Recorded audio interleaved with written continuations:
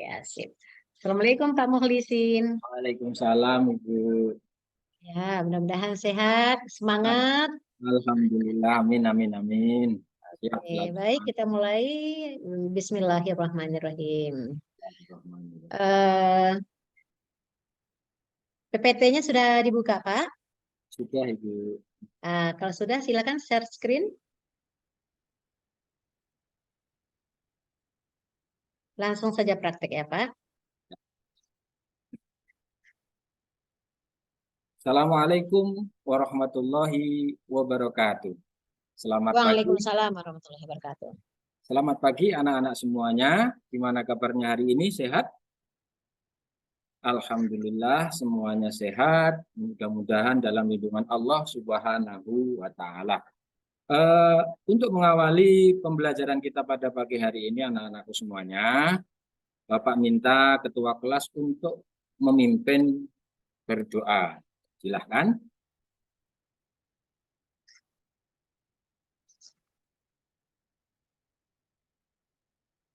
Ya, terima kasih. Alhamdulillah. Semoga dengan bacaan doa itu tadi, kita hari ini akan dipermudah oleh Allah. Ilmu kita akan bermanfaat dan kelak menjadi anak-anak dan yang soleh dan solehah. Baiklah anak-anakku semuanya, untuk mengingat sedikit tentang pelajaran-pelajaran sebelumnya, mari kita bermain dahulu. Ayo sekarang kita nanti menebak gambar. Mana yang gambar yang cocok dengan gambar yang lainnya. Gambar yang pertama, ayo coba tebak ini gambar apa? Iya betul, Fatimah betul. Itu adalah gambar anak-anak yang sedang bermain lumpur.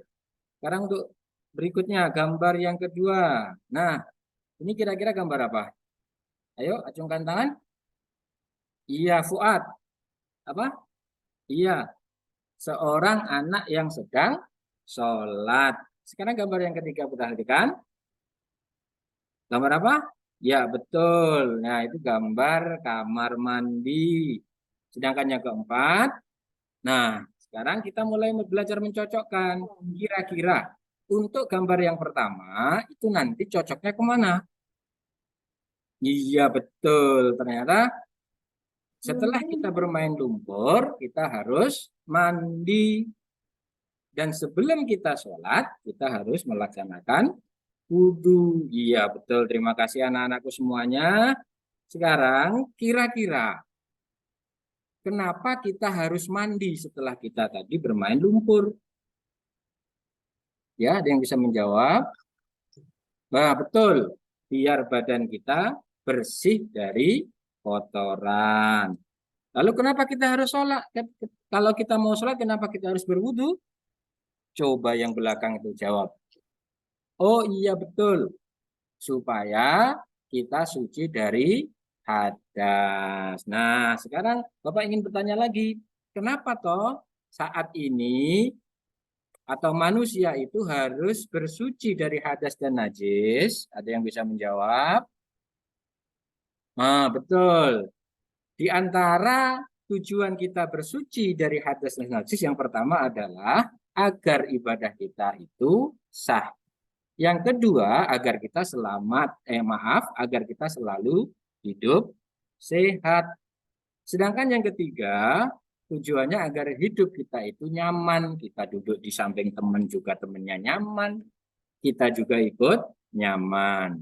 Yang keempat adalah agar orang lain nyaman dengan kita. Sedangkan yang kelima, yang paling penting ini agar kita dicintai oleh Allah Subhanahu wa Ta'ala. Nah, sekarang kita mencuci tangan, kita mau mandi dan sebagainya itu tujuannya untuk membersihkan diri dari kotoran.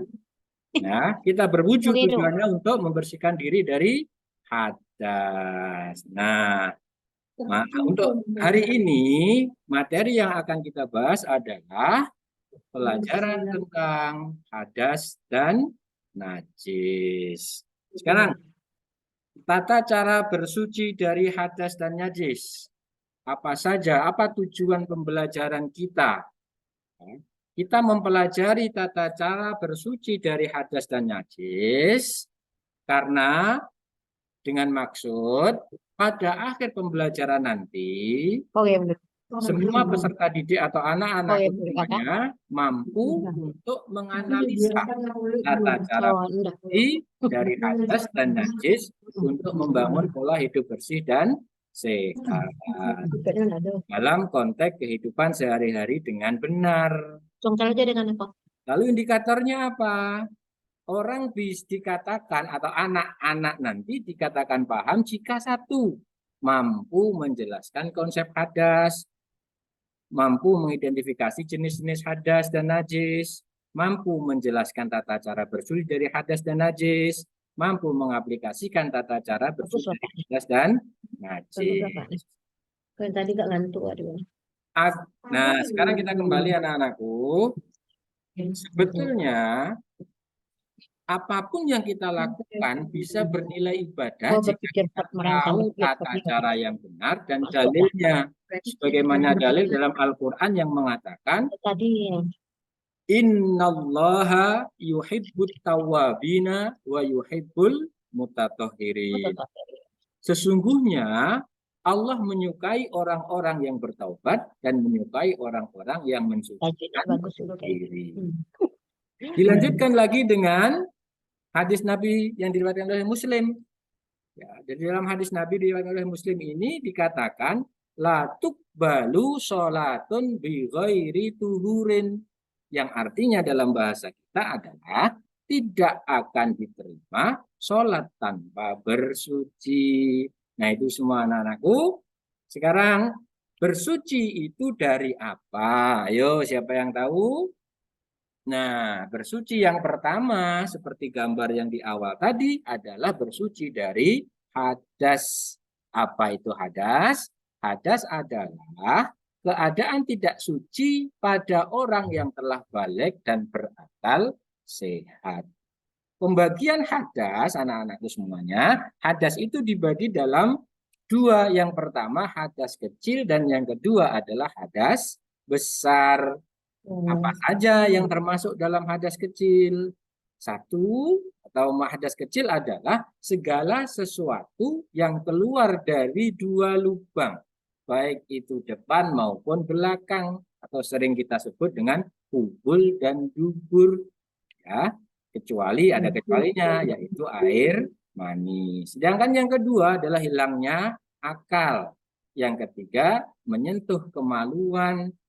Dan yang keempat, menyentuh lawan jenis. Sekarang hadas besar.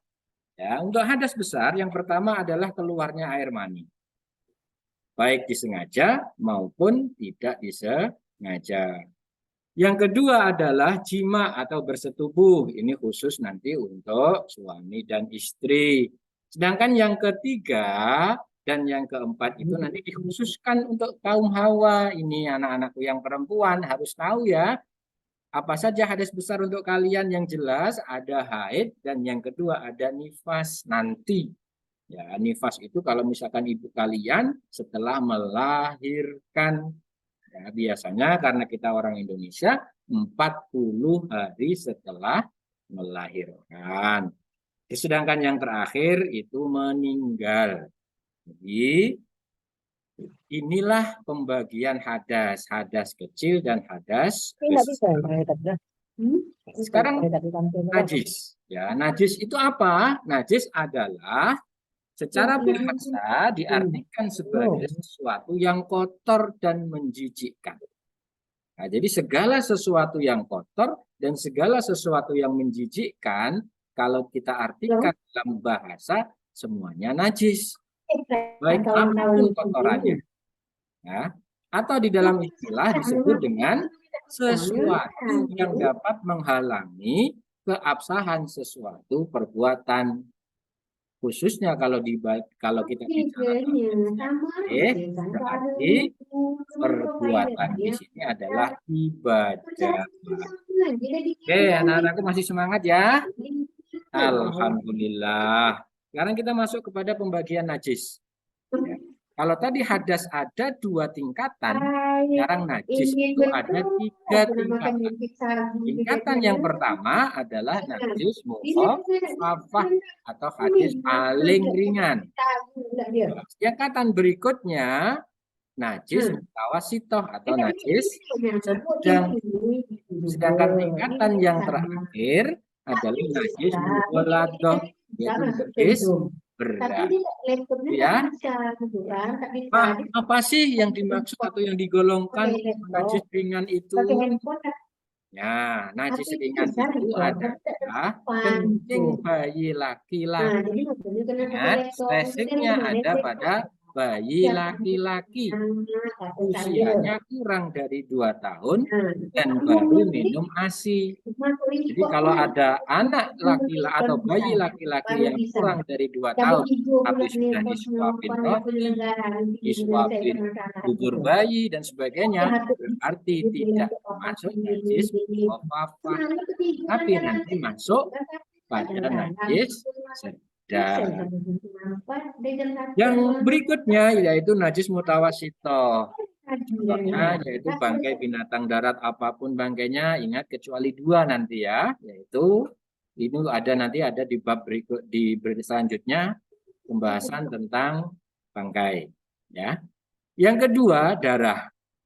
Darah yang mengalir. Pak, kalau ada darah ketika kita sholat, tapi darah itu keluar dari luka kita bagaimana? Kalau darah itu keluarnya ketika kita sholat dan jumlahnya sedikit, maka itu namanya najis yang dimaafkan. Begitu juga dengan anak. Ya, asal syaratnya apa? Sebelum kita sholat, kita sudah yakin darah dan nanah itu kering dari luka kita bersihkan dahulu. Tapi kalau darah dan nanah itu sudah ada sebelum kita sholat, berarti sholat kita batal. Berikutnya yang keempat muntah. Jadi muntahannya, ya, bukan pekerjaannya tapi bendanya yang dan seterusnya. Kenapa seterusnya? Karena hadis ini, najis ini insya Allah paling banyak jumlahnya. Yang berikutnya, tingkatan yang paling tinggi yaitu najis mughaladoh. Apa itu najis mughaladoh? Najis air liur anjing dan jadi nanti tolong ajarkan kawan-kawan. Ayo sekarang ya, biar anak-anakku tidak ngantuk, kita main tebak gambar lagi ya. Tapi tolong yang bisa disebutkan hadas atau najisnya. Yang pertama, ayo siapa bisa? Nah, betul. Ini adalah muntah. Berarti termasuk apa? Najis. Ya, najis apa? Mutawasitoh. Betul. Gambar berikutnya. Nah, ini betul. Apa ini? Kotoran kucing. Berarti termasuk kotoran hewan. Misalnya, najis mutawasitoh. Nah, ayo siapa yang bisa tebak ini? Hah? Ah, betul. Itu gambar anak yang sedang kentut. Termasuk apa? Hadas, betul. Itu termasuk hadas. Nah, hadas kecil. Berarti bukan termasuk hadas besar. Nanti bagaimana cara mensucikannya? Nanti berbeda. Dan yang terakhir, ini gambar apa? Ayo. Ya, itu ayah sama bunda yang sedang bergandengan. Kalau ayah dan bunda sedang bergandengan, termasuk apa? Nah, betul. Termasuk hadas kecil. Berikutnya, terus kalau kita sedang hadas atau kena najis, boleh enggak kita sholat? Tidak, betul. Ya, kita tidak boleh sholat ketika kita kena najis ataupun sedang berhadas sampai kita bersuci. Ya. Bagaimana cara mensucikan dari hadas dan najis? Caranya pertama, kalau kita kena hadas kecil atau sedang berhadas kecil, berarti kita berwudu. Kalau tidak ada air, ya, dan ada sebab yang diperbolehkan, maka kita bisa melakukan tayamum. Sedangkan berikutnya adalah hadas besar. Bagaimana cara mensucikan hadas besar? Nah, betul. Cara mensucikan hadas besar itu dengan mandi wajib. Ya, mandi wajib ditambah atau maaf, bukan ditambah. Kalau tidak ada air, kita Iya. bisa bersuci dengan tayamum. Nah, betul. Berikutnya adalah najis ringan. Nah, aku sudah selesai. Sekarang najis. Kalau najis ringan, anak-anakku perhatikan, kalau najis ringan, berarti cara membersihkannya bagaimana? Hilangkan sifat-sifat najisnya. Hilangkan dulu, dilap dulu sampai hilang, lalu perciki dengan air di tempat najisnya. Ya, cukup diperciki aja. Pak, kalau saya siram boleh enggak? Ya boleh. Tapi cukup sedikit saja itu sudah menghilangkan najis. Kalau najis sedang sama, hilangkan dahulu sifat-sifat najisnya. Pak, sifat najis itu apa atau Pak? Sifat najis adalah rasa, bau, dan warna. Ya, jadi kalau sudah hilang rasa, bau, dan warna, maka artinya sifat najis tersebut sudah hilang. Loh, tahunya dari mana Pak sifat rasa dan warna? Kita kan sudah berusaha, kita lap, kita cuci dengan baik, warnanya bisa hilang, baunya bisa hilang, rasanya Pak. Insya Allah kalau kita sudah berusaha menghilangkan warna dan dan baunya, insya Allah rasa itu juga ikut hilang. Baru setelah itu kita siram dengan air yang mengalir. Mengalir itu bagaimana? Bisa langsung dengan air keran, bisa kita ambilkan gayung, kita siram. Yang penting air tersebut berpindah dari satu tempat ke tempat yang lain. Yang terakhir yaitu najis berat. Najis berat itu apa? Tadi sudah tahu, najis berat adalah air liur anjing atau babi. Terus bagaimana cara mensucikannya? Cara mensucikannya dengan mencucinya sebanyak 7 kali dengan air mengalir, salah satunya menggunakan debu. Nah, sekarang coba perhatikan apa itu hadas. Ayo angkat tangan. Ya, betul. Hadas apa? Hadas adalah, betul. Berikutnya, sebutkan tingkatan hadas. Nah, ada berapa tingkatan hadas? Ada 2. Sebutkan. Nah, betul. Yang ketiga, bagaimana cara kita membersihkan diri dari hadas kecil? Hadas kecil, coba. Hadas kecil. Betul. Yang keempat, ayo ini yang paling berat ini. Hafalkan salah satu dalil bersuci tadi. Ayo maju ke depan. Iya, betul. Tepuk tangan 100 buat Fuad. Nah, mari sekarang kita coba merangkumnya. Pertama, bersuci. Bersuci itu dari apa? Bersuci itu dari hadas dan najis. Hadas itu apa? Hadas itu hadas kecil dan hadas besar. Contohnya tadi kita sudah bahas. Lalu najis itu apa? Najis itu ada najis ringan, najis sedang, dan najis berat. Cara mensucikan hadas kecil bagaimana? Wudhu. Hadas besar dengan mandi wajib. Kalau tidak ada air, kedua-duanya bisa disucikan dengan tayamum. Sekarang najis. Air najis ringan itu dihilangkan sifatnya, lalu diperciki air. Sedangkan najis sedang dihilangkan sifatnya, lalu diguyur dengan air. Sedangkan najis berat dicuci 7 kali, salah satunya dengan debu. Ya, sampai di sini mungkin ada pertanyaan anak-anak semuanya. Iya, alhamdulillah berarti sudah paham semuanya. Sekarang mari semuanya nanti saya bagi dan menjadi beberapa kelompok anak. Coba berhitung.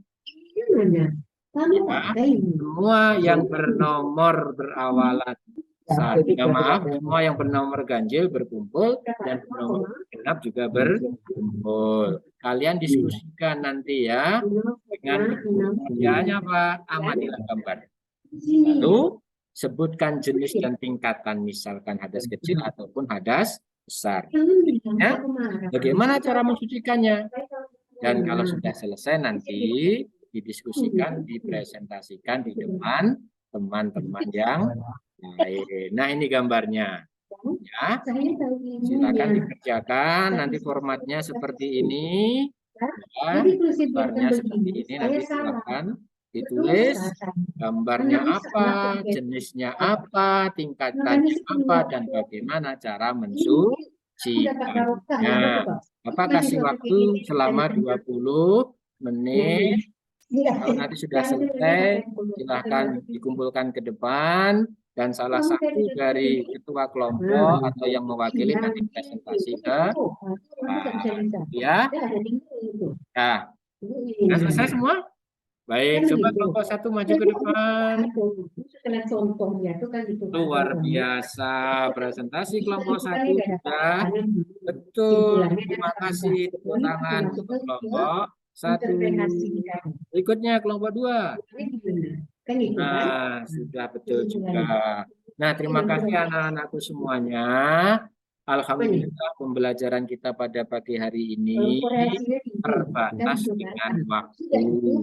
Kita lanjutkan dengan pelajaran Jadi di dari masukan pertemuan ini dan dinyatakan berikutnya. ke Kira-kira apa yang mau jadi kita bahas? bahwa hubungan antara variabel X dengan Y itu Ah, begini. betul. Apa? Interpretasinya apa? Tata caranya. Ya. Itu adalah Jadi, pemaknaan bagaimana dari toh caranya kita berwudu? ini kan Bagaimana toh pemahaman caranya materi. kita tayamum? Bagaimana toh praktek membersihkan hadas dan najis?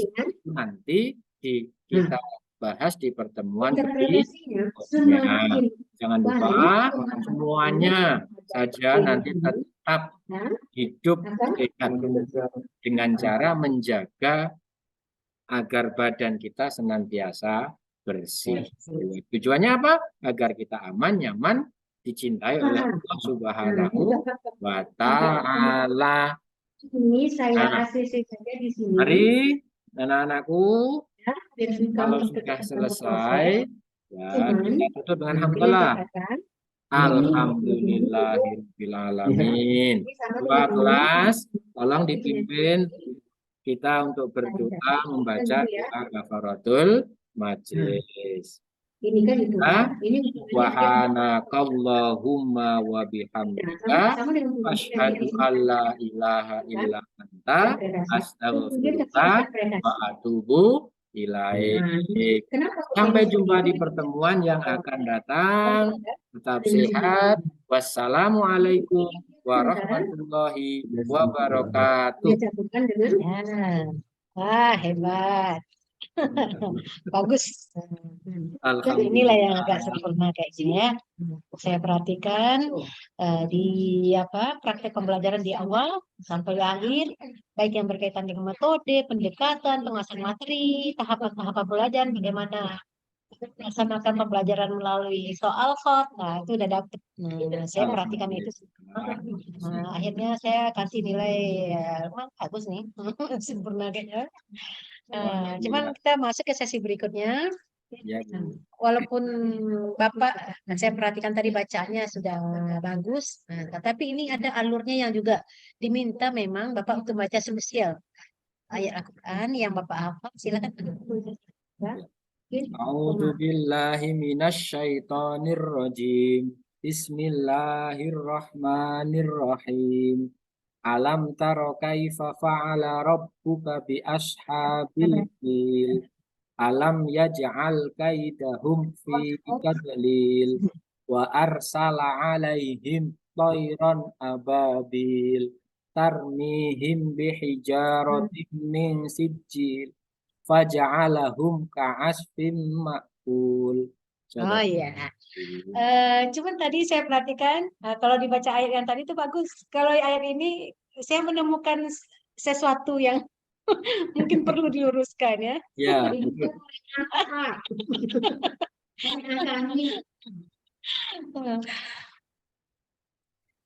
Alam tarokai.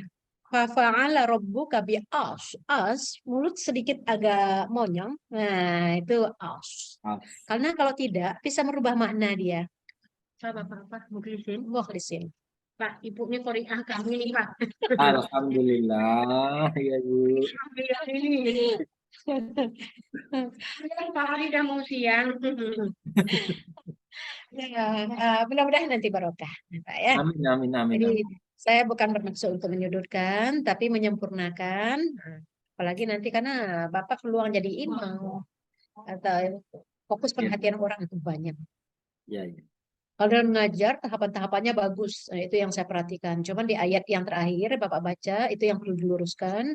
Dalam taruh kayak Bapak ngelarobuka bi ashha as. Nah, itu yang perlu diluruskan tadi. Kalau feel-nya udah benar. Alam yaj'al kaidahum fi taub. Taub, Taub, taub, taub. Lil. Ya, taub. benar, sudah benar tadi Bapak membaca tak pakai seperti mirip kol-kola, karena ada juga yang saya perhatikan baca seperti mirip kol-kola. Padahal dot itu bukan huruf kol-kola. Taduk. Posisinya di mana, Pak?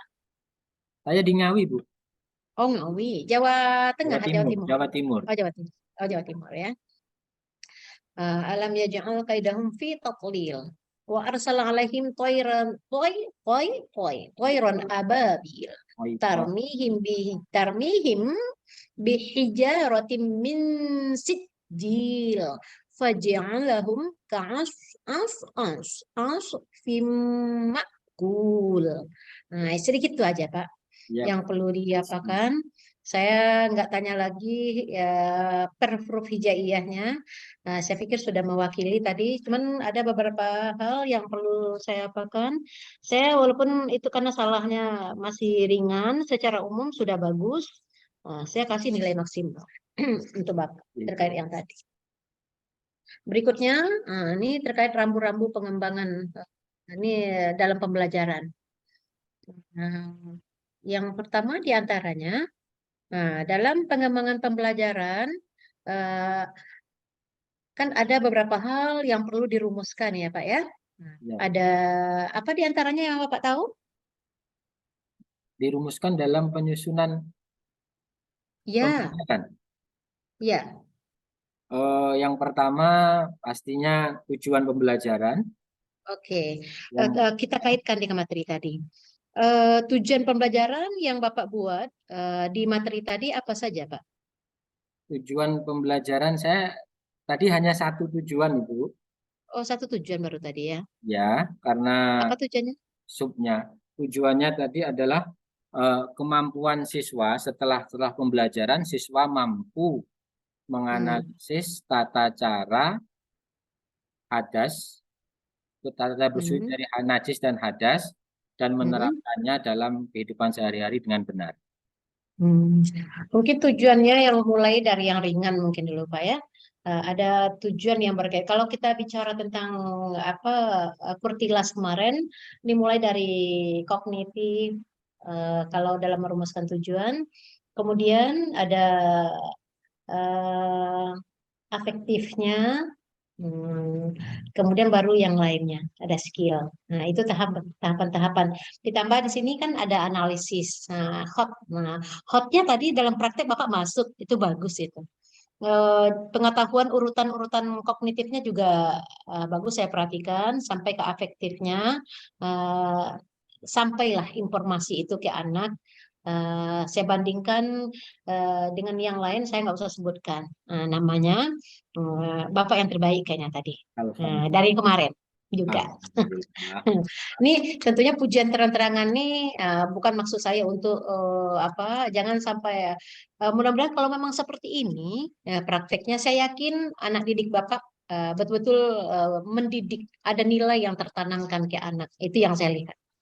Insya Allah. Mudah-mudahan saja itu barokah menjadi ladang Amin. ibadah buat Bapak ya. Amin. Amin. Kemudian saya ingin lanjutkan pertanyaan yang apa menggali informasi. Dalam eh, pendalaman aspek asesmen, kan ada beberapa ya yang perlu dirancang Yang cakupannya ada beberapa, di antaranya ada tes formatif. Saya ada lihat Bapak tadi ya, membuat tes apa tadi yang Bapak buat?